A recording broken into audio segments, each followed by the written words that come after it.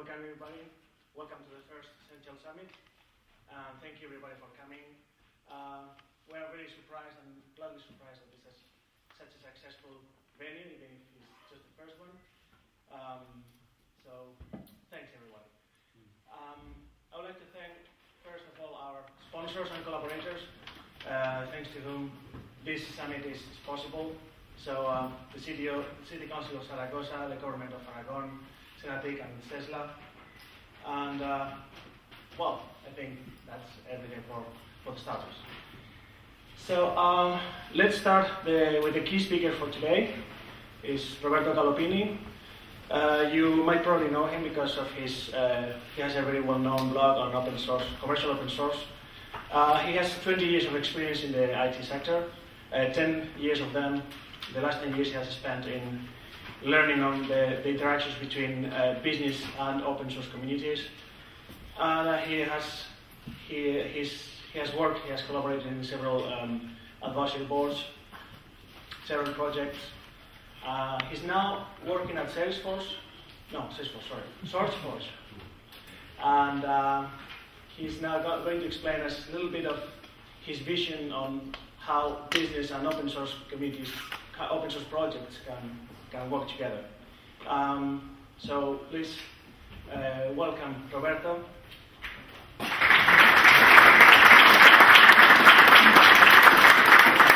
Thank you, Ignacio. This morning I was in a cab, I was coming here, and I was amazed by the fact that now everybody speaks about Italy. So I'm Italian, and I'm a little bit concerned because we are the big guys in this moment, and the spread is against us. So even the radio on the cab was speaking about this. So, well, I will introduce shortly myself. Yes. And why I'm here to speak about open source and maybe Linux as well. So, I started using one of the Linux flavors before Red Hat was on the market, was 94, just because, I mean, there was no other way.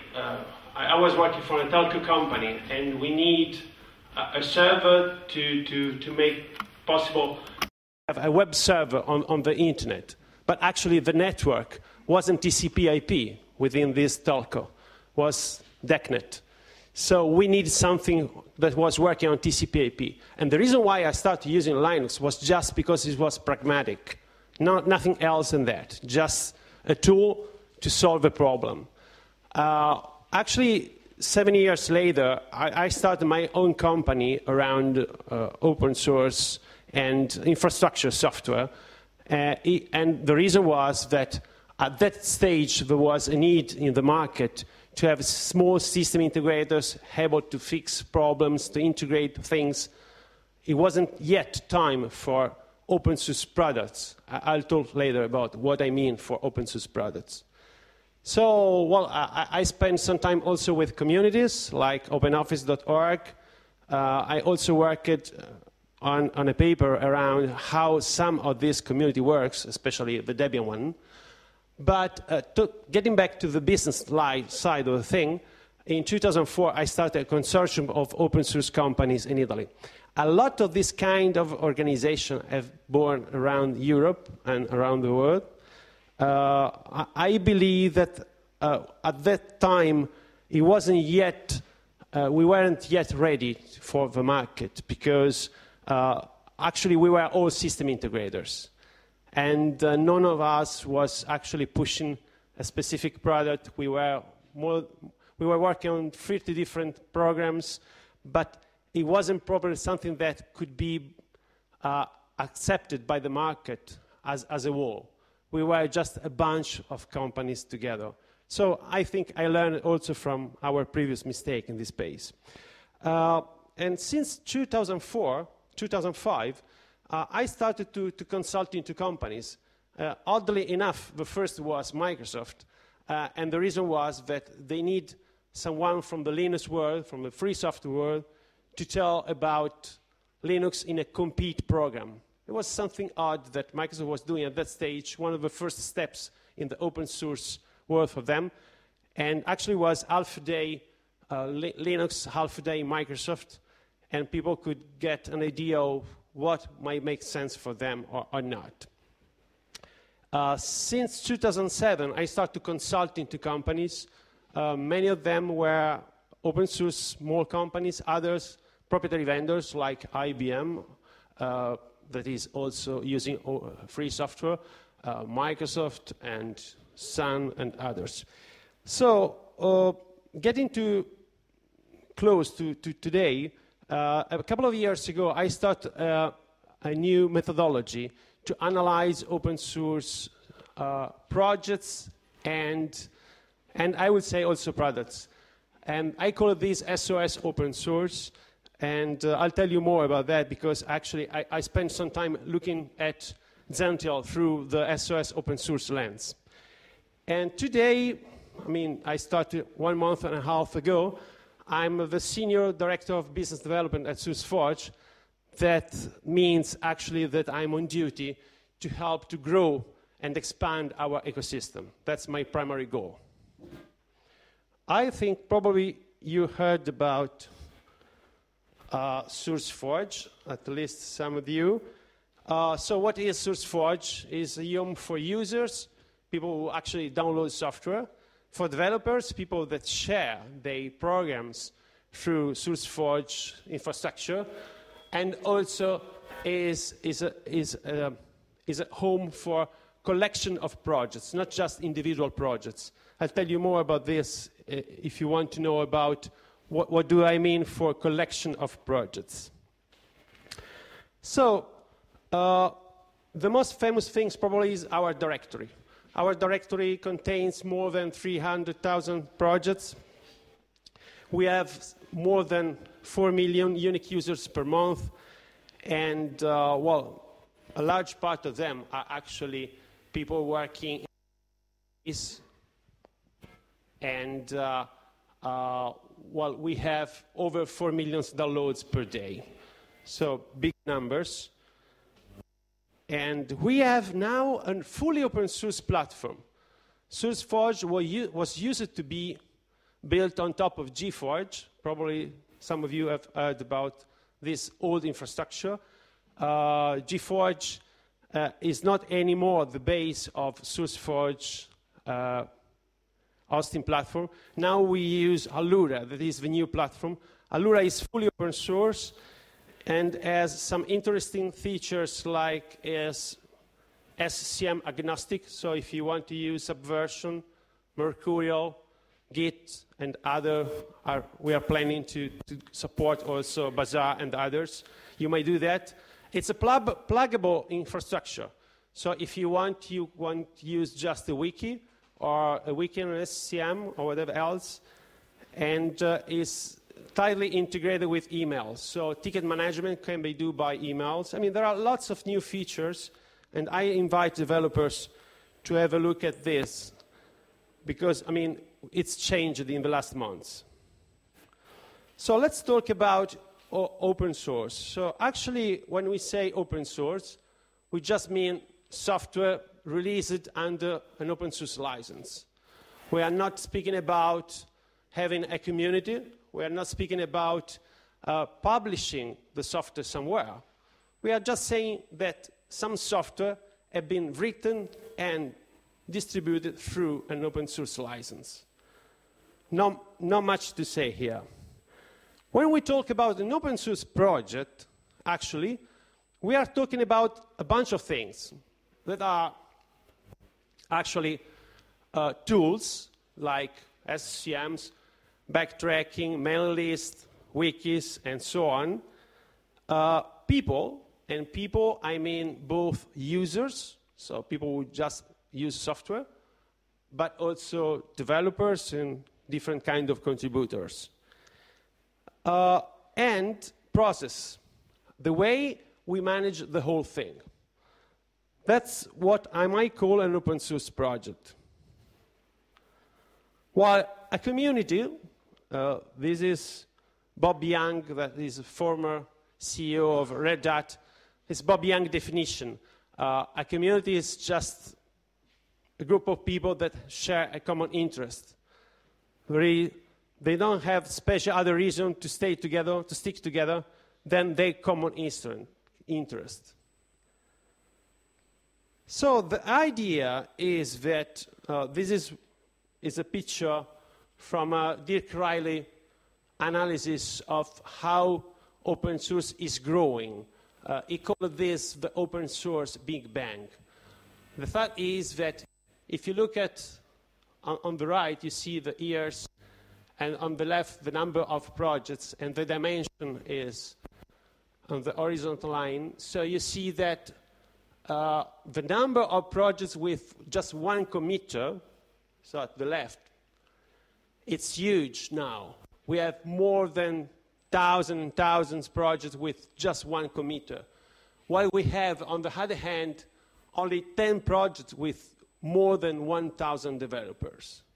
So the Linux dream, the idea that you just need to put a code somewhere and send an email and get people joining you, is actually for a very tiny fraction of the open source world.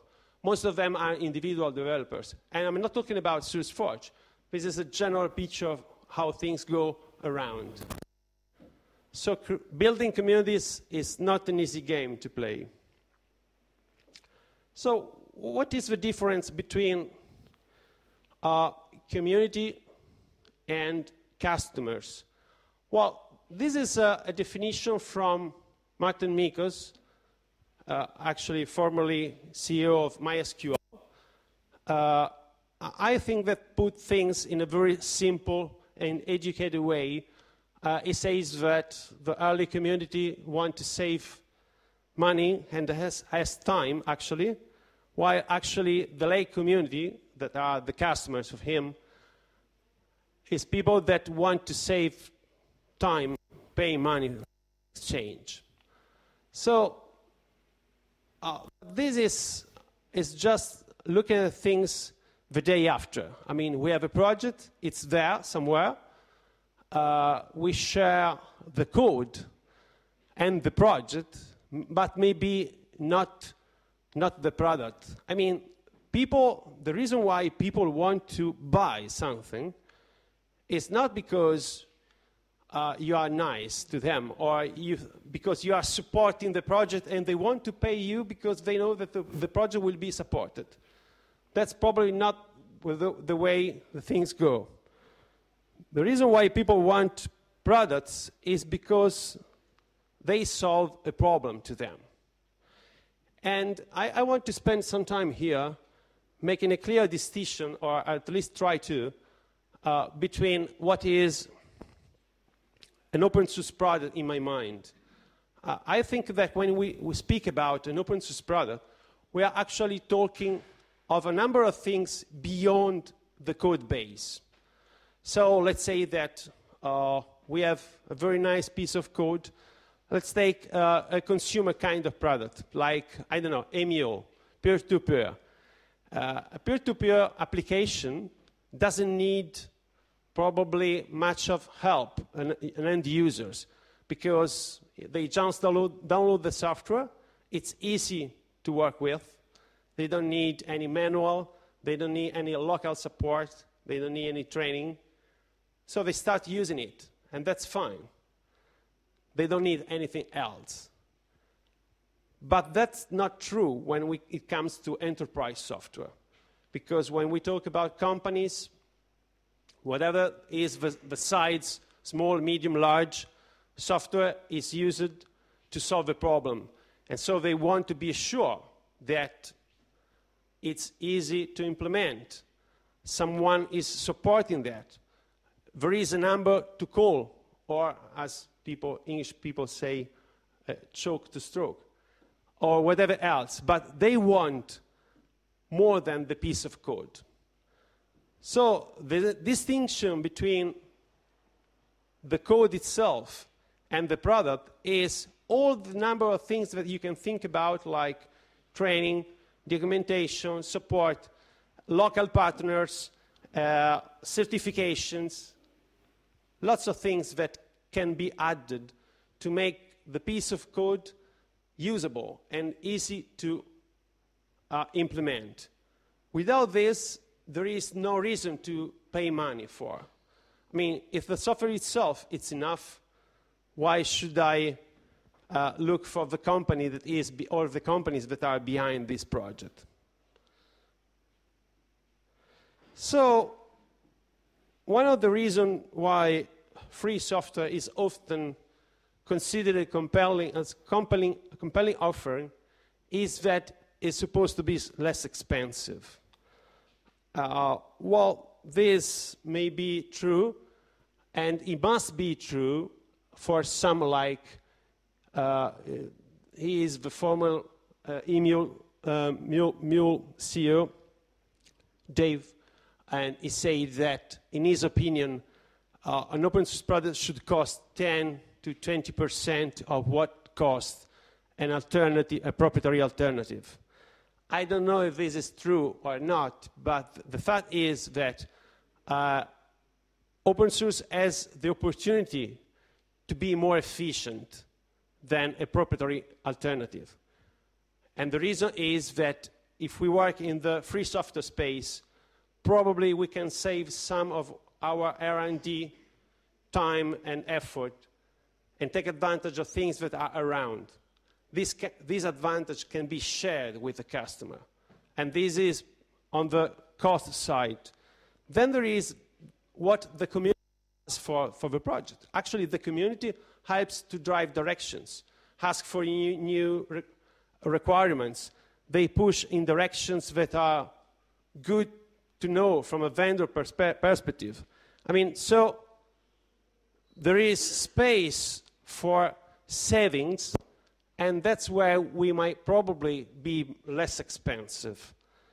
But probably comparing an open source package to a proprietary alternative, it doesn't make much sense on a vendor side, because the vendor actually has to be smart and offer much more than the project itself, as I said before.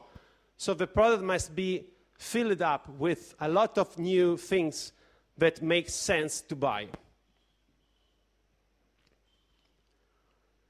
So the idea is also that it should be more reliable, and this is probably true for a lot of code around, but not for every open source stuff around. So even into this space, probably we need to look deeper into a specific open source project to understand how much is reliable.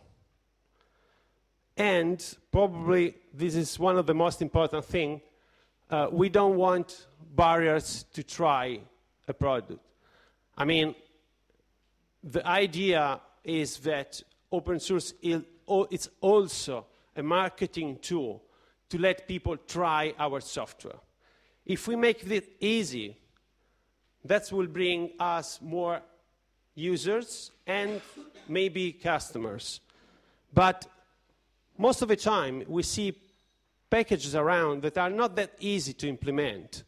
So decisions like to leave just the code base not compiled for non-platform, or give users the possibility to have a virtual appliance to try it in a few minutes, makes a difference here. Because actually, one of the reasons why we want to share our code is just to let people try it and use it. So we really have to strive to have no barriers to make it tryable.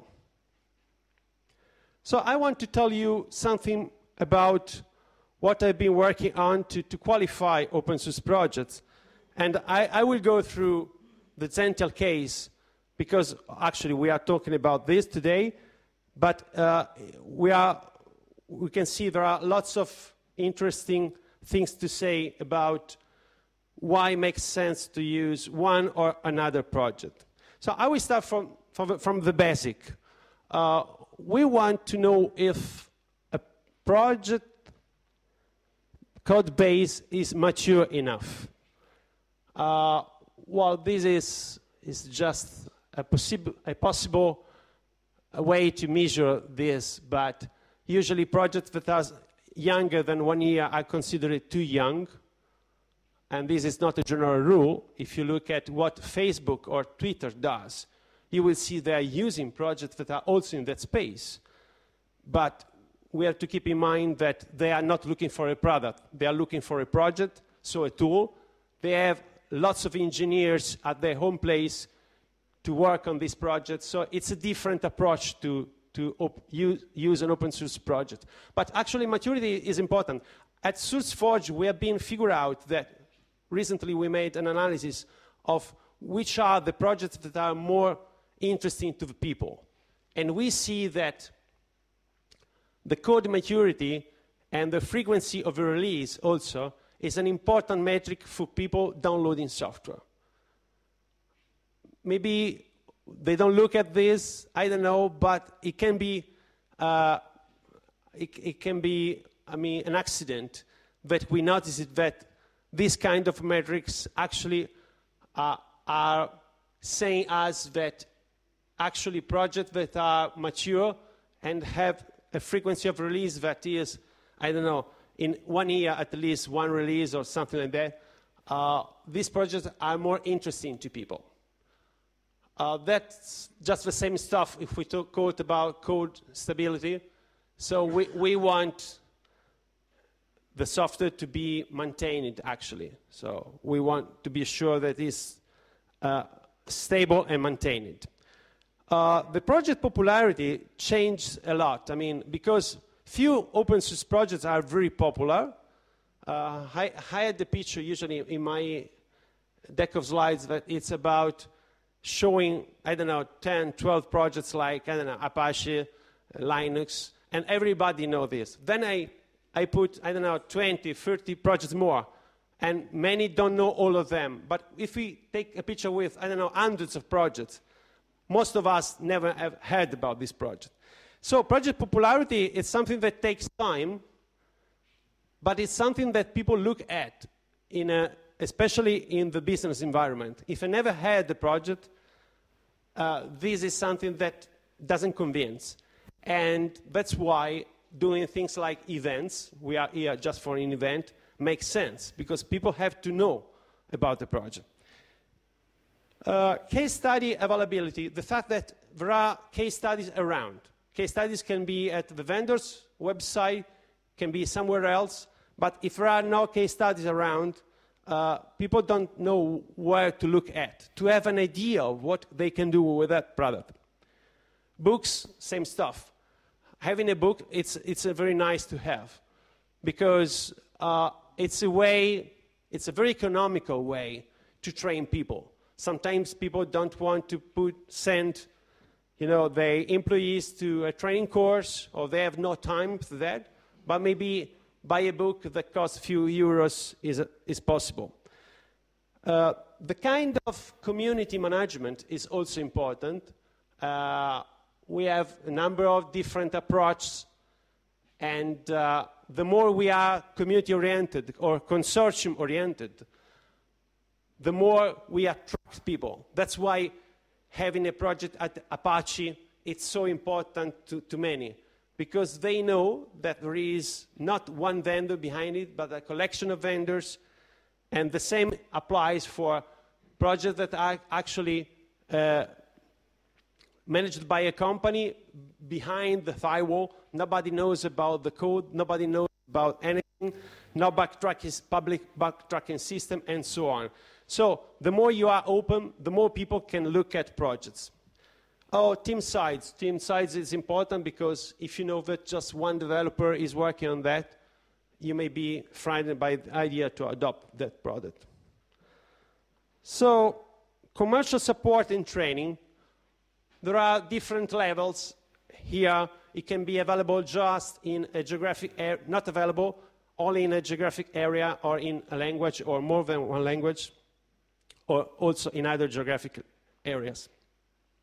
The more a product is expanded, is going beyond its geographic limit, the more people trust the product, because they know that the business behind it is growing and there is a reason to use it. So documentation, It's just like for books. It's nice to have, and especially in more languages. Then you want to have a quality assurance process, so backtracking system, public, so you can look at this, put open tickets, look at how tickets are being solved or not, and so on. Then we want to know if is available or if we can have binaries or virtual appliance. And these are different grades. Same thing for operative systems. More operative systems are supported, more I know that I can use this product. Then, talking about codes, we want to be sure that there are a reasonable amount of comments in the code so that it can be maintained. And if there are used too many languages, it can be tricky to keep up with the project. Code modularity is about extending. So if we want to use a platform to make more out of, to get more out of it, probably we need it to be modular. And this is the last section is about the strategy or specific product. That means what kind of license they decided to use. If there is a way to propose modification, and if this way is open and public, if there is a sort of voting system or whatever else to influence the process of modification. Roadmap, it's available or not, it's detailed or not, and who is the sponsor? Just a company, a community, or a consortium? So, well, just to mention how I've been working on this, actually I put together a number of open source tools to create an engine that actually collects information from different forges and metaforges, but also use normal things that we use every day, like Google Trends, and collects data and help me to figure out how a project looks like. So let's have a look at Zentyal now. So actually, we have, well, you can see in red the Zentyal actual grading, and the other color, cyan or whatever, is the possible maximum score. So as you can see, Zentyal is a very mature project and stable, maintained. The leadership is community-like, even if it's a vendor-led project, but the way Zentyal approaches the community is like a community does. So it's open to contribution, it's open to welcome committers as well, not just peripheral contribution. On the adoption side, something maybe do better, actually. I mean that there are no case studies beyond that, the ones you can find at Zentyal website. So probably it would be nice if other partners or users would do the same, because it creates trust, actually. So let's look at the level of industrialization that Zentyal has. Actually, we have that the packaging is available for many platforms, for many Linux flavor, and the QA process is well done, bug reactivity is fast enough. The documentation is available in many languages, not just in Spanish. Actually, on the service side, the only thing that is probably missing here is it's a training located in other countries. I mean, not in other languages, because actually it's delivered in more than one language, but delivered in other countries. So partners in other countries would probably be good to have. And well, on the maintainability, actually it got almost the maximum score. If I'm not wrong, the reason why it wasn't the top one was something, yes, the fact that it's not one unique language, so it requires more skills if you want to integrate. This is from a system integrator or solution provider point of view. Maybe not important from a customer point of view. So the last one is about the product strategy.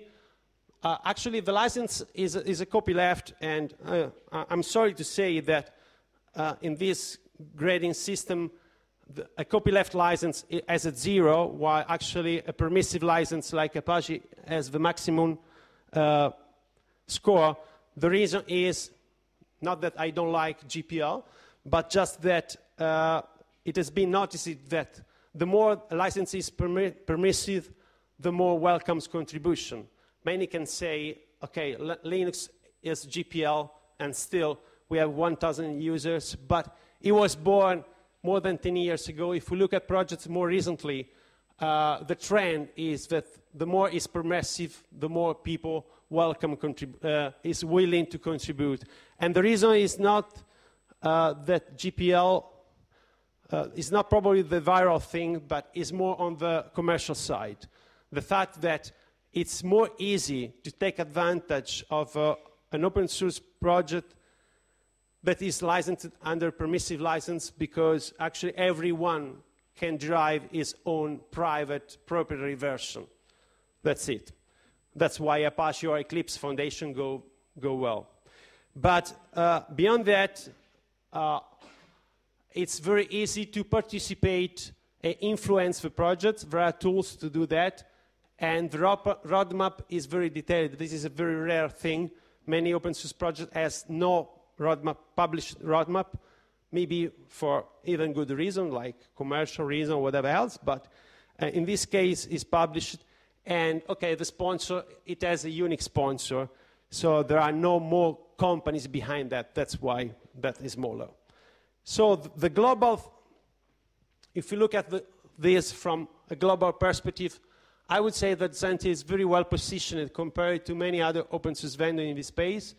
And well, it can do better probably in a couple of directions that are, as I said, training partners beyond the Spain borders, and also probably find a way to engage deeper with the community.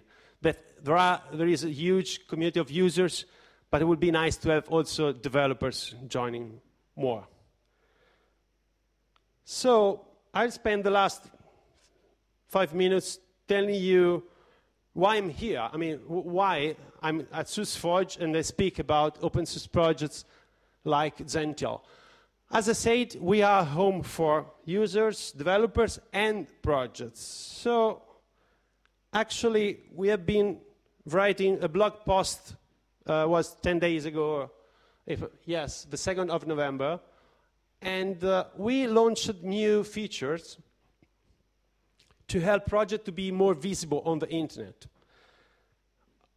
We actually added a summary description that is a short description of 70 charts that is suited for search engine optimization.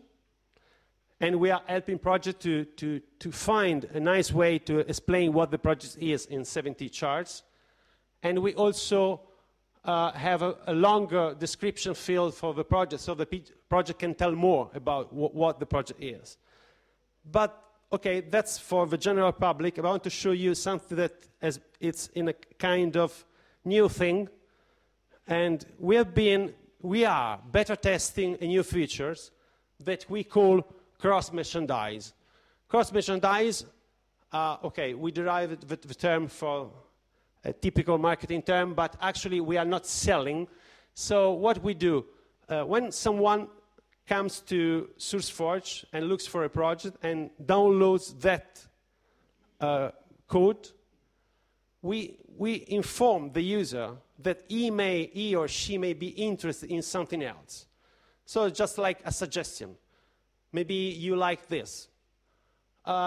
We have been playing with Zentyal, and we decide together, we jointly work on creating a number of projects that could be related, complementary to the Zentyal offering. So we did this with 3 different projects, and actually you can see on the left the traffic to the Zentyal page on SourceForge, and on the right, the amount of traffic that comes from cross-merchandising. The scale is the same, but I can tell you that roughly 60% of incremental percentage is derived actually from the cross-merchandising. So actually, it works very well.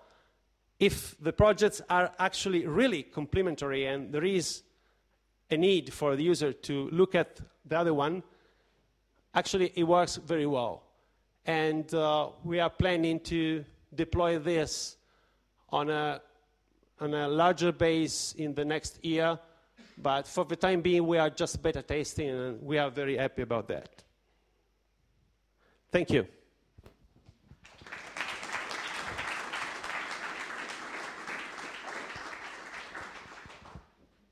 I think we have time for questions, right?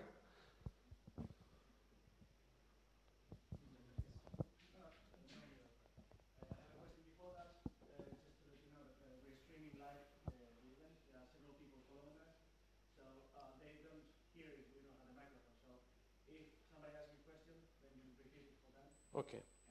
So my question is, you mentioned that it might not be a good idea to, for an open source project, to compare itself with a closed source alternative. Is that right? Well, yeah. Because we have found from our experience that yes, it's true that we offer much more than our most direct competitor in the closed source, and the concept is different and all that. But it's much easier to position yourself as the open source alternative to whatever. So, for example, we have chosen Windows Mobility Server as our closed source competitor. So people understand quickly what we do, what we offer. So the question is, I was mentioning that maybe nonsense to compare with a proprietary alternative, and the question was, actually in Zentyal case, it makes a lot of sense. So why I'm saying that? Actually, the reason was that I was talking about at commercial level and not at technical level. So let's distinguish the two things. If we talk about features, it makes a lot of sense to compare an open source product to a proprietary product, because actually we are talking about tools to solve problems. So just the same thing. But if we are looking at things from a commercial perspective, we have to keep in mind two things. The first is that we don't want to upsell our community. We don't want to convince users, happy users, that are actually telling good things about your product, giving you feedback, living in your forums and so on, so making the case for your potential users. We don't want to try to upsell to them, because actually they are not going to buy. They are happy with the tool itself. So actually the comparison should be different at this level, because a proprietary alternative has no community in this sense. They may have a community, like, I don't know, MSDN for Microsoft. It's a huge community, but they are not community of the free version, because there is no free version. So the second thing is pricing. I don't know if Dave is right saying that it should cost 10 or 20%, but I'm afraid that until now, at least that I can talk about what is in Italy or US, if you promote an open source product that costs a bit less of a proprietary alternative that is famous and well positioned, is very hard to make the case. So actually, maybe not good to compare in these terms, saying things like the same set of features, a bit less of price. That probably won't work. And so I think we have just to keep in mind these two things. We don't want to upsell the community, and we want to value our proposition that is different from a commercial point of view. Actually, you are certifying partners. You have been closing deals to partner with Canonical or LPI, like yesterday. So you are working very hard on the certification side of a story, as well as partnering with well-established open source vendors. This are things that make sense from your point of view and will make people understand which is the value of the solution faster and better. But still, you need to work hard a lot on this, probably more than a proprietary vendor that is well established. So that's why the comparison is not fair.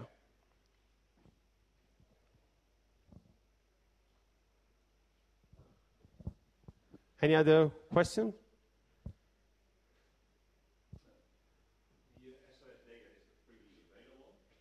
That's a good question. Actually not, but well, I'll tell you why. I started this project about 2 years ago, and actually it was part of my consulting services. And I was giving it as a free software, with a free software license to my customer. So it's free, but I wasn't publishing the free version. I think I will change my mind, because at the present stage, I'm working at SourceForge. I'm not a freelance consultant anymore, but I probably need to polish it a little bit, because I don't want it to be, you know, a free code stuff around, but that has not much value, is not very well commented. So actually, I've been using a large number of open source tools to create that, some also from the Spanish free software world. And I want to make the whole thing that is based on a Drupal. It's a Drupal application on PHP and some Ajax stuff, but it's not that clean, actually. It was just a tool for personal use. So I have to work more on that. I hope to be able to publish that sometimes next spring. That's my tentative to make it public. Thank you for the question. I'm curious about the source of revenue of SourceForge. So what is the business model of the source of revenue currently and the plan in SourceForge? So the question was the business model behind SourceForge. Actually, SourceForge is part of Geeknet. Geeknet is a company that is all what was called the fresh meat, now free code, and SourceForge, and also ThinkGeek, and what else? No, I think I didn't miss anyone. So actually, it's a media company. Most of our revenues come from selling ads. So, as we say, if you are successful, if the projects that are hosted at SourceForge are successful, we are successful, because actually we get money from the advertisement.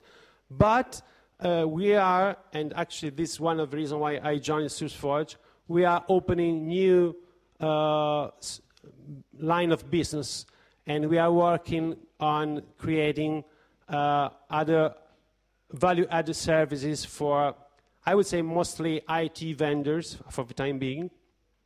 We are already doing something in Italy. We are about to start in US. But this is a minor thing at the time. So actually we are partnering, to do things like create events for developers. That is something we are good at because we are in touch with many of them. And to promote things that are strongly related to code development. Does the global crisis has changed SourceForge's model or other crises? Our model or? Okay, so the crisis, the question was if a crisis has changed our model. I think that that's not different from what happens everywhere. So actually, we are pushing a lot to make SourceForge a more compelling platform, to invite more projects to join. Is actually the fact that Allura is a full open source platform that is different from the past, and that we welcome contribution. We are actually in touch with a couple of universities, the research center, to add new features. And I want to mention one thing that I just shortly mentioned before, is that SourceForge is now tailoring also collection of projects. So we call these neighborhoods. You may have a look at this if you go on SourceForge and you write sourceforge.net/Adobe or /Motorola, just to have an idea. these are spaces that are suited for open source ecosystems. So collection of projects that can be hosted at SourceForge, but maybe hosted somewhere else. So like, I don't know, Motorola is not hosting all its open source software at SourceForge, something is somewhere else. But this is a kind of vertical portal for vendors, organization. We have also OWASP, that is a security association for web. So actually, this is part of our new offering. It's not yet marketed, so you don't find any marketing material yet on the website because it's pretty new. But yes, we are pushing to make, I mean, a more compelling offering going beyond the only advertisement thing. Anyone else? Does SourceForge employ any people? Oh, SourceForge, no, I wouldn't say it's not a very large company. Actually, it's a public company in US. So we are on the public stock exchange, and it's a wealthy company. We have been doing very well the last quarter and the quarter before, and we expect to do well also, hopefully, at the end of the present quarter. But actually, it's not a large, it's never been a large company. It's now on the market with different names from many years, but it's always it's also been a company of some geeks and people selling actually advertisements and so on, and now it's changed. Actually, that's why the position I'm actually, my role was created this summer, and it's a sign of a new trend. Same thing about the fact that we are working on the open source platform, the neighbors concept, the new services. I think that it's changing a lot from the past, and we understand that the social coding thing is changing, and we are trying to adapt.